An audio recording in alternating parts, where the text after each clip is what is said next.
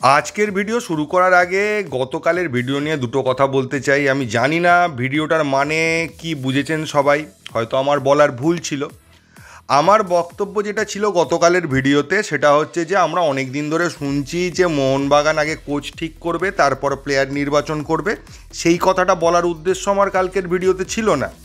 আমার বক্তব্য ছিল এইটা কবে হবে এটা নিয়ে আলোচনা চলছিল, সেটা ভেতর থেকে খবর পাওয়া গেছে, এর ইনিশিয়েটিভ শুরু হয়েছে, খুব শিগগিরই এটা ফাইনালাইজ হতে চলেছে।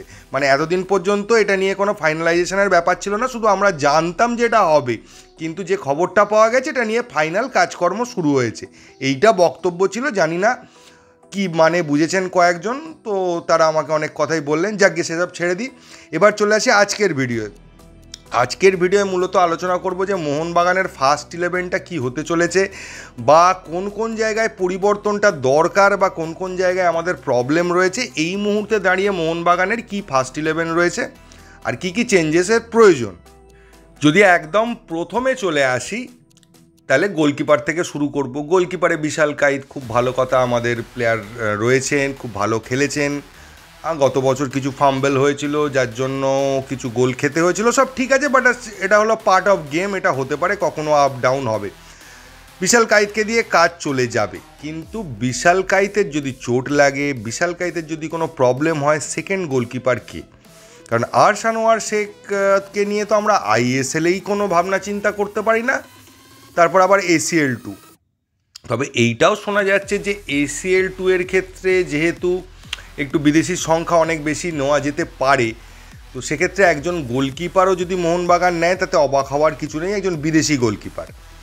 কারণ দেশীয় গোলকিপার নেওয়ার ব্যাপারে কোনো খবর আপাতত পাওয়া যায়নি।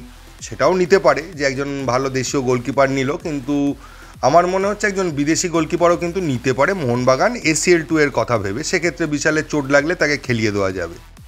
নেক্সট হচ্ছে আমরা যদি 3 ব্যাক সিস্টেমেই খেলি বা 4 ব্যাক সিস্টেমেই খেলি, তো সেখানে একটা প্রবলেম থেকে যাচ্ছে। প্রবলেমটা কি থাকছে, যে রাইট সাইডের ক্ষেত্রে কিন্তু আমাদের উইং ব্যাকই বলুন আর প্রপার রাইট ব্যাকই বলুন, কোনোটাই নেই। মনবীর খেলে দিচ্ছে উইং ব্যাক হিসেবে, ঠিক আছে, সামনের দিকে অ্যাটাক করছে, ডিফেন্সকে সাহায্য করছে, কিন্তু মনবীর একজন স্ট্রাইকার, তাকে খেলানো হচ্ছে উইংয়ে, তারপর সে করছে ডিফেন্স। আর কত জোড়া তাপ্পি দিয়ে চলবে? তো এইভাবে তো আর ভরসা করা যায় না। আর মনবীরের যদি কোনো কারণে চোট লাগে বা কোনো প্রবলেম হয়, তো মনবীরের পরে কে রয়েছে? আশিস রায়। আশিস রায় অ্যাকচুয়ালি রাইট ব্যাক, ও রাইট উইং ব্যাক নয়। খুব জোর উঠতে পারে, কিন্তু কোনো অ্যাকিউরেসি নেই ওর। ক্রসগুলোর মধ্যে মানে প্রত্যেকটা ক্রস টিপ পায় ব্রেকার যায়, কিন্তু ডিফেন্সিভ এবিলিটি নিয়ে আমি প্রশ্ন তুলব না, ডিফেন্সিভ এবিলিটি যথেষ্ট ভালো। তো মনবীর আশিস ছাড়াও কিন্তু ওই জায়গায় একজন প্লেয়ারের আমাদের প্রয়োজন আছে, যে প্রপার রাইট ব্যাক বা রাইট উইং ব্যাক, মানে অ্যাকচুয়ালি জয় গুপ্তা যেরকম টাইপের খেলে ওই ধরনের একজন প্লেয়ারকে প্রয়োজন আছে এই ধারে, যে উঠে নেমে খেলবে এবং অ্যাটাককে যথেষ্ট সাহায্য করবে। অ্যাটাককে সাহায্য আশিস রাই সেইভাবে করতে পারে না। নেক্সট যদি চলে আসে সেন্টার ব্যাক, এখন সেন্টার ব্যাকে হেক্টর ইউস্তে এবং ব্র্যান্ডন হ্যামিল গত বছর থেকে এই মুহূর্ত পর্যন্ত আপাতত আমাদের টিমে রয়েছে। তো এখন প্রশ্ন হচ্ছে, এখন আপনি ACL 2ই বলুন আর ISLই বলুন, সেখানে হেক্টর ইউস্তেকে দিয়ে কাজ চলে যায় মানে কিছুক্ষণের জন্য। হেক্টর ইউস্তে যত দিন যাচ্ছে স্লো হয়ে যাচ্ছে, এবং পুরোটা ম্যাচ খেলতে পারবে কিনা এটা নিয়ে একটা সন্দেহ তৈরি হবে কিছুদিন পর। এখনও পর্যন্ত পারছে, তো ওই জায়গায় একজন প্রপার ব্যাকের প্রয়োজন আছে। আমার মনে হয় হেক্টর ইউস্তে থাকুক রিজার্ভ হিসেবে, কারণ দুটো ব্যাক একমাত্র ACL ছাড়া আমরা খেলাতে পারবো না। একজন যদি সলিড ব্যাক থাকে, তার পাশে দাঁড়িয়ে হেক্টর ইউস্তে কিন্তু ভালোই খেলে দেবে। আর ISL-এর ক্ষেত্রে হেক্টর ইউস্তে বা তার মধ্যে যার পারফরমেন্স ভালো থাকবে সে ফার্স্ট 11-এ খেলবে। তো এই জায়গায় আমার মনে হচ্ছে একটা সেন্টার ব্যাকের রিক্রুটমেন্টের দরকার আছে। নেক্সট হচ্ছে সুভাশিস। সুভাশিস সেন্টার ব্যাক খেলছে ঠিক আছে, কিন্তু সুভাশিসের কোনো ব্যাকআপ নেই। আর এই ধারটাও আমি ভুলে গেছিলাম, এই ধারে রয়েছে আনোয়ার, মানে সেন্টার ব্যাকের রাইট সাইডে। তো আনোয়ারের ক্ষেত্রে তাও দিব্যেন্দু একটা ব্যাকআপ রয়েছে, কারণ দিব্যেন্দু সেটা খেলে দেখিয়ে দিয়েছে আগে। তো আনোয়ারের জায়গায় দিব্যেন্দু অপশান হতে পারে, কিন্তু সুভাশিসের জায়গায় কে? আর সুভাশিস যে খুবই ভালো সেন্টার ব্যাক খেলছে এটা বলা যায় না। সুভাশিস 100%-এর ওপর ডেডিকেট করে খেলছে, তাই তার খেলাটা এত ভালো লাগছে, কিন্তু অ্যাকিউরেসি বা পারফেকশানের দিক দিয়ে দেখতে গেলে কিন্তু সুভাশিস অত ভালোও খেলছে না।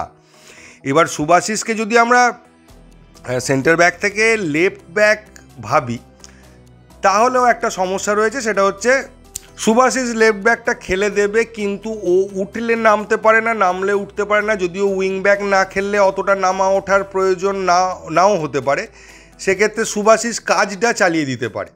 এবার ঠিক আছে, আমি ধরে নিলাম শুভাশিস ওখানটা ভালোই খেললো, কিন্তু তাহলেও প্রশ্ন থাকছে শুভাশিসের যদি কোনো কারণে লেগে যায় বা কিছু প্রবলেম হয় তখন ওই জায়গাটা কে খেলবে। হ্যাঁ, সামনের দিকে উইঙ্গার হিসেবে আশিক কুরুনিয়ান যদি ফিট হয়ে যায়, আশিক কুরুনিয়ানও কিন্তু একটা ডিফেন্সিভ এবিলিটি আছে এবং সেটা সে করতে পারে, যেটা লিস্টনের একদমই নেই। তো আশিক কুরুনিয়ান যদি ডিফেন্সিভ খেলে, এবার কতটা খেলতে পারবে এই সব অনেক প্রশ্ন চিহ্ন আছে। তো আমার ধারণা শুভাশিসের একজন প্রপার ব্যাকআপ, প্রপার ডিফেন্সের প্লেয়ার, যে ওই উঠে নেমে খেলতে পারে, অ্যাটাককে সাহায্য করতে পারে, মেনলি ডিফেন্সের প্লেয়ার, এরম একজন প্লেয়ারের কিন্তু প্রয়োজন আছে। এছাড়া মিডফিল্ডে সিডিএম পজিশনটায় দীপক টাংরি, অভিষেক সূর্যবংশীকে দিয়ে আমাদের আপাতত কাজ চলে গেছে, কিন্তু সেটা ACL 2 এ চলবে কিনা এটা একটা প্রশ্ন। ওখানে একটা রিক্রুটমেন্টের প্রয়োজন হবে ACL 2 এর জন্য। ISL এ আমার মনে হয় এদের দুজনকে দিয়ে কাজ চলে যাবে, এবং যদি আরও ভালো কোনো প্লেয়ারকে পাওয়া যায়, ইন্ডিয়ান প্লেয়ারকে পাওয়া যায় বা বিদেশিও যদি নেওয়া হয়, ওই জায়গাটায় একজনকে নেওয়া যেতে পারে, কিন্তু ওটা না হলেও খুব একটা অসুবিধে হবে বলে আমার মনে হয় না। এবার মাঝ মাঠের আর একটা যে পজিশান আছে সেইটা অ্যাটাকিং মিডফিল্ডার বা বলতে পারেন কিছুটা মানে মিডফিল্ড থেকে অ্যাটাকের যোগাযোগ করবে এইরকম টাইপের একজন প্লেয়ার। সেক্ষেত্রে ওটা অনিরুদ্ধ থাপা বা সাহাল দুজনেই খেলতে পারে, তো ওদেরকে অল্টারনেটিভলি খেলানো যেতে পারে। আর একটা পজিশান যেটা রয়েছে সেটা হচ্ছে কাউকোর পজিশানটা। কাউকোর পজিশানে কাউকো খেললো তো ঠিক আছে, কিন্তু কাউকো না থাকলে ওখানে কাউকোর লেভেলের আরেকজন প্লেয়ারকে দরকার আছে। কাউকোর যদি চোট লাগে বা পুরো ম্যাচ খেলতে না পারে, চেঞ্জ করে ওখানে কাকে নামাবে, এটা একটা বড় প্রশ্ন রয়েছে। ঠিক একই প্রশ্নটা রয়েছে দিমির জায়গায়। দিমি দুর্ধর্ষ খেলছে, দিমি মারাত্মক খেলছে, সব ঠিক আছে, কিন্তু দিমি যদি কোনো কারণে খেলতে না পারে, ওই রোলটা কে ফুলফিল করবে?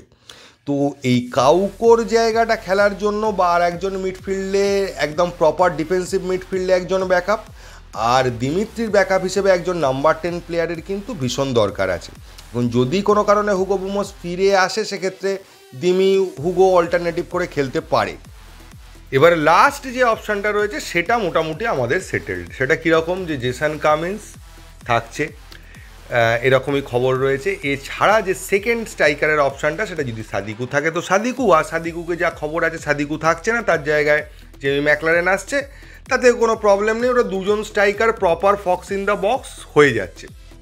তো ওই জায়গাটা মোটামুটি আমাদের সিকিওর্ড হয়ে গেছে বলা চলে। এবার যদি বলেন একদম সিকিওর জায়গা যেগুলো নিয়ে খুব একটা প্রবলেম হচ্ছে না, তার মধ্যে যেটা বললাম স্ট্রাইকার তো রয়েছেই, যে দুজন স্ট্রাইকার প্রপার পাওয়া গেছে, এরা জেমি আর জেসন কামিন্স দুজনকে ধরে নিই যদি, তাহলে ওই জায়গাটা ফুলফিল হয়ে আছে আপাতত, কোনো সমস্যা নেই। নেক্সট সমস্যা নেই সাহাল থাপা। সাহাল বা থাপা যদি অল্টারনেট করে খেলে, ওই জায়গাটাও আমাদের কোনো প্রবলেম নেই, একদম সিকিওর। আর 3 নম্বর জায়গাও মোটামুটি সিকিওর, সেটা হচ্ছে আনোয়ার দিব্যেন্দু। আনোয়ার দিব্যেন্দু দুজনেই অল্টারনেটিভলি রয়েছে, এই জায়গাটাও মোটামুটি আমাদের কাছে ঠিকঠাক আছে। এবার যে জায়গাটা দিয়ে কাজ চালানো যাবে, যেরকম পজিশান কোনগুলো আছে, যে জায়গাগুলো মোটামুটি চলে যাবে এরকম, সেটা হচ্ছে যে প্রথম হচ্ছে বিশাল কাইত। বিশাল কাইতকে দিয়ে আপাতত কাজ চলে যাচ্ছে যতক্ষণ না সে ইনজিওর্ড হচ্ছে। ইনজিওর্ড হওয়ার পর কী হবে কেউ জানে না। নেক্সট হচ্ছে ওই হ্যামিল হেক্টর উস্তে, এদের দিয়ে কাজটা চালানো যেতে পারে, কিন্তু অতটা ফ্রুটফুল নয়। শুভাশিসের ক্ষেত্রটাও কিছুটা বলা চলে যে কাজ চলে যাবে, এরকমই একটা ব্যাপার রয়েছে। কিন্তু যে জায়গাগুলো একদমই প্রবলেম রয়েছে সেটা হচ্ছে দিমির ব্যাকআপ। দিমির ব্যাকআপ না থাকলে কিন্তু প্রবলেম হবে। দিমির যে কোনো সময় প্রবলেম হতে পারে, ক্লান্ত হতে পারে, তাকে চেঞ্জ করার প্রয়োজন হতে পারে। সেক্ষেত্রে দিমির ব্যাকআপ ভীষণ দরকার। কাউকোর ব্যাকআপ ভীষণভাবে দরকার। দুই সাইডে উইঙ্গারদের ব্যাকআপ দরকার, কারণ যদি আমি লেফট উইং ব্যাক আর রাইট উইং ব্যাক খেলাই, সেক্ষেত্রে আমার একজন ডিফেন্সিভ মেন্টালিটির প্লেয়ারও লাগবে, যার অ্যাটাকিং এবং ডিফেন্সিভ দুটো মেন্টালিটি প্যারালালি মানে মোটামুটি দুটোই ভালো লেভেলের আছে, এইরকম এক প্লেয়ার লাগবে।